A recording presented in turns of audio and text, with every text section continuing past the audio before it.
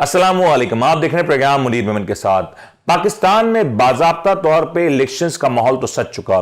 Supreme court ने हफ्ते के रोज एक बड़ा फैसला दिया, जिसके बाद तहरीक इंसाफ अब इस गेम से काफी तक नॉकआउट हो चुकी है। ये कहे कि बिला मुकाबला ही मुकाबले से बाहर हो चुकी तो गलत ना होगा। दूसरी जानिब तहरीक इंसाफ ने आज अपनी दूसरी पिटीशन, जो कि लेवल प्लेइंग फील्ड के हवाले से थी, उसको भी सुप्रीम कोर्ट से वापस ले लिया और कहीं ना कहीं सुप्रीम कोर्ट के जो फैसले हैं उस पर अदम इत्मीनान का भी इजहार किया। लेकिन यहां बात खत्म नहीं हो जाती। पाकिस्तान की दीगर बड़ी जमातों में भी सूरत हाल कोई ज्यादा बेहतर नहीं है। इलेक्शन कमीशन ने टेक्निकल ग्राउंड्स पे एक सियासी जमात को तो नॉकआउट कर दिया, लेकिन वहीं पे दूसरी जानिब सियासी जमातों में जोड़ तोड़ और टिकटों की खरीदो फरोख्त का सिलसिला अपने उरूज पर नजर आता है। पुराने सियासी साथी, सियासी कारकुनान फिर से नजरअंदाज होते नजर आ रहे हैं और ये कोई नई बात नहीं। पाकिस्तान की दो बड़ी जमातें, पाकिस्तान पीपल्स पार्टी और पाकिस्तान मुस्लिम लीग नून, इस वक्त इस रेस में सबसे आगे नजर आती हैं। और इसी हवाले से हमारे साथ गुफ्तगू करने के लिए ज्वाइन करें मीर असलम रिंद साहब, जिनका ताल्लुक पाकिस्तान मुस्लिम लीग नून से हुआ करता था और अब वो एक आजाद उम्मीदवार के तौर पर कोयटा से इंतखाब लड़ेंगे। मीर साहब अस्सलाम वालेकुम। वालेकुम सलाम जी, मेरे तरफ से भी नाजरीन को इस्लाम पहुंचे। मीर साहब जरा ये फरमाइएगा कि ये जो मुल्क में अभी जो कुछ हो रहा है, आपके साथ तो जो कुछ मामला है उसके ऊपर मैं आता हूं। एक जानिब मुल्क की एक बड़ी सियासी जमात अब सियासी दौर से बाहर हो चुकी है, दूसरी जानिब अब आजाद उम्मीदवार की एक बड़ी तादाद है जो इस इलेक्शन में हिस्सा ले रही है। शायद ये अपनी नौयत के बिल्कुल ही मुनफरद इलेक्शन होने जा रहे हैं। कैसा देख रहे हैं इंतखाबी माहौल पाकिस्तान में? सर, गुजारिश ये है कि इस बार देखा गया है कि जितनी बड़ी पार्टियां हैं इनमें तमाम जो है ना टिकट मेरिट पे तकसीम नहीं किए गए हैं। अकरबा परवरी, सिफारिश, पैसे पे टिकटें बिकी गई हैं और लोगों को दी गई हैं।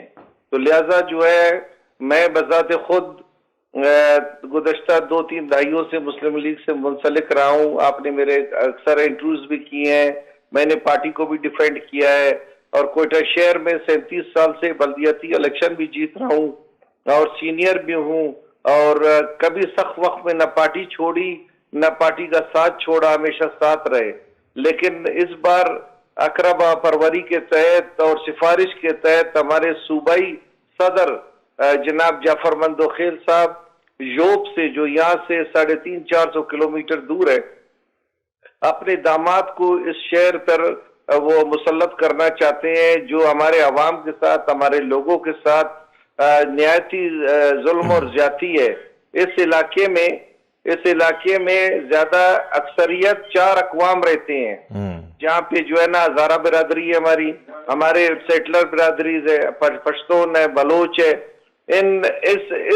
इस शहर में जहाँ पे हम गुलदस्ते की तरह रहते हैं, यहाँ पे बाहर के बंदे को हम पे मुसल्लत किया जा रहा है और उसका कहना ये, जी मैं तो जीता हुआ हूँ, मुझे तो एनओसी मिल गया है, मैं इलेक्शन में कोई मुझे वोट दे ना दे मैं जीता हुआ हूँ। क्यों भाई, हम लोगों ने ये 30-35 साल पार्टी के लिए कुर्बानी दी है, हम इस शहर की गम खुशी में शरीक हुए हैं, हम यहाँ के हर गम में फ्रंट में रहे हैं, हमारा हक है। हम चाहते हैं कि हम जो हमारा शहर है, इसी बाहर के लोगों ने आकर हमेशा हमारे इस्तेसाल किया है, हमारे बच्चों की मेडिकल और इंजीनियरिंग की सीटों पे कब्जा किया है, हमारे बच्चों के नौकरियों पे कब्जा किया है। इस बार एक सूबाई असेंबली की सीट रह गई और कौमी की, दोनों पे जोब वालों को जो है टिकट दिया गया है। क्या हम लोग, भाई मैं हमेशा कहता हूँ, लेकिन मीर साहब ये क्या वजह है कि हम देख रहे हैं नून लीग से बड़ी तादाद में शिकायत आ रही है और सीनियर रहनुमाओं की जानिब से शिकायत आ रही है। आप जैसे खुद कह रहे हैं कि आप 3 दिहाइयों से पार्टी के साथ हैं, पार्टी के हर मुश्किल वक्त में जब पार्टी के सरबराह भी मुल्क छोड़ के चले जाया करते तब भी आप लोग यहां पे रहे, सख्त हालात देख के सर्दी गर्मी झेली, लेकिन अब आप लोग नजरअंदाज हो रहे हैं। तो इसके पीछे मामलात क्या है, वजूहात क्या है? ऐसी तो कोई बड़ी वजह तो होगी। सर, जब लाहौर में मियां नवाज शरीफ साहब ने इंटरव्यू पे बुलाया, सबसे अच्छा इंटरव्यू भी मेरा हुआ, सबसे मुतमईन भी मैंने उनको किया और मैंने हसन इकबाल साहब को कहा वहीं पे, चूंकि हमें इस चीज की बू आ रही थी कि ये ऐसा करेंगे। हमने कहा सर, मेरिट में कोई हमसे ज्यादा है उसका हक है, काबिलियत में ज्यादा है हक है, कोई हमसे ज्यादा शहर में बल्दियाती इलेक्शन जीता है उसका भी हक है, लेकिन अकरबा परवरी और सिफारिश हम नहीं मानेंगे। हमने बाकायदा मियां नवाज शरीफ को, मरियम नवाज साहिबा को और एहसान इकबाल साहब को, इसाक डार साहब को लेटर्स लिखे और 7 कैंडिडेट थे, 4 मेरे हक में बैठ गए इस टाइम पे आजाद, जो मुस्लिम लीग के पुराने 30-35 साल से वो साथी हैं, वो सब मेरे हक में बैठ गए हैं। इस वजह से कि मैं शहर में यहाँ रेगुलर हूँ, यहीं पैदा हुआ हूँ इसी हल्के में। मैंने आपसे कहा कि हमारा ये जो हल्का है ये फूलों का गुलदस्ता है। यहाँ पे हमारा हजारा बिरादरी रहते हैं, जो हमारे फारसी बोलते हैं, बलोच बिरादरी रहते हैं, settler Urdu speaking, Punjabi speaking और पश्तो स्पीकिंग रहते हैं। यहाँ पे अगर हम किसी बाहर वालों को छोड़ेंगे, हम अपने तरफ से कोशिश करेंगे कि हमारा कोयटा वाला मैं जीतता हूँ, हमारे दूसरे साथी जीते और बात है। लेकिन मीर साहब, आपकी जो गुफ्तगू मुझे समझ आ रही है, आप ये कह रहे हैं कि जो सूबाई सदर है वो पार्टी के सदर से ज्यादा ताकतवर है और पार्टी का सदर सूबाई सदर के हाथों ब्लैकमेल हो सकता है। अब ये कह रहे हैं मियां मोहम्मद नवाज शरीफ साहब जैसी शख्सियत, आपको लगता है सूबाई सदर के हाथों ब्लैकमेल हो सकती है? सर मैं आपको कहता हूं ना, ये लोगों ने कोई गेम किया है, वो तो जो कैंडिडेट है सबके सामने कहते हैं मैंने टिकट खरीदी है। हम अभी ठेकेदारों के लिए तो अपने शहर का सौदा नहीं करेंगे ना। आप कह रहे हैं नून लीग के या दीगर पार्टीज के टिकट बाकायदा खरीदे जा रहे हैं, खरीदो फरोख्त का सिलसिला आज से जारी है? बाकायदा सरेआम हो कहते हमने पार्टी बहुत पैसा खर्च किया, हमने खरीदा है। तो इसका मतलब यह है कि पाकिस्तान के जमहूरी निजाम में जो पैसे खर्च कर सकता है, पार्टी टिकट ले सकता है, वही फिर आगे आएगा ना? इसका मतलब तो ये हुआ।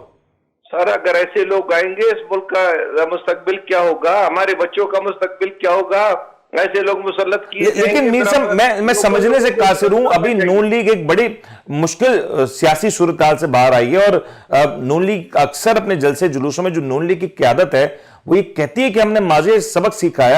आप जैसे लोग हैं, मैं दानियाल अजीज की बात करूं जो मुश्किल वक्त में पार्टी के साथ रहे, शाहिद खाकान अब्बासी साहब जैसे लोग हैं और बेशतर बेशुमार ऐसे नाम है जो हम गिनवा सकते हैं। क्या वजूहात हैं कि सीनियर क्यादत, एक होता है कि चलें आप सीनियर हैं लेकिन उस ओहदे पे नहीं है, आप तो सीनियर भी हैं, उस ओहदे पे भी रहे, आप लोगों को क्यों रिकग्निशन नहीं मिल पा रही है? पार्टी ने क्या सबक नहीं लिया? पार्टी क्यों अपने पुराने लोगों को छोड़ रही है? सर कोई सबक कोई नहीं सीखता इस बार तो। जिन हमारे यहाँ पे जहाँ पे जो टिकटें बटी हैं, चाहे टॉप प्रायोरिटी पर हमारी मुस्लिम लीग नून है, तहरीक इंसाफ है, जमीयत है, सबके टिकट्स बिके हैं।